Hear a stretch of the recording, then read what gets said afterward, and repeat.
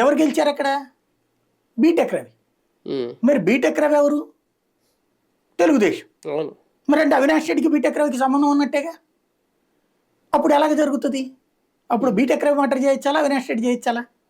ఇంకోటి ఎంపీ స్థానానికి నాకు కానీ లేకపోతే షర్మిలకు కానీ ఇవ్వాలి. అతను పట్టుబడితే ఇచ్చేసేస్తాడు జగన్మోహన్ రెడ్డి. ఒకప్పుడు తన తల్లికి వ్యతిరేకంగా ఉన్నాడు, తల్లి చెప్పింది కాబట్టి సీట్ ఇచ్చాడు. అట్లాంటి వాడికి ఇస్తాడు. ఇంకోటి ఆ రాత్రికి కూడా అవినాష్ రెడ్డి కోసం అతను ఎందుకు ప్రచారం చేశాడు? ప్రాక్టికల్ గా చేయకూడదు కదా. మరి అక్కడ ఏముంది కాన్సెప్ట్? అంటే అసలు కారణం ఏదో ఉంది, అది బయటికి రాకపోవడం. సిబిఐ చీఫ్ తేల్చి చెప్పింది, అంతకు ముందు ఉన్నాడు సుధా సింగ్ తేల్చి చెప్పేసింది క్లియర్ గా. మర్డర్ ఫర్ గెయిన్ ఒక డాక్యుమెంట్స్, ఆ డాక్యుమెంట్స్ ఈ రోజు వరకు బయటకు వచ్చినాయి. చివరికి దాంట్లో ఈవెన్ దస్తగిరి వాంగ్మూలం కూడా ఏముంది?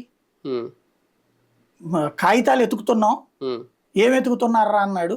ఆ కాగితాలని అడిగాం, ఆ కాగితాలు ఏంటో గంగిరెడ్డికి తెలుసు. ఆ కాగితాలు ఎక్కడ ఉన్నాయంటే చెప్పలేదు, మొత్తం అన్ని పీకి తీసాము. తీసాక ఆ కాగితాలు తీసుకుంటున్నప్పుడు కాళ్ళు పట్టుకున్నాడు, వదిలేయండి రా ఒక్క కాగితాలని.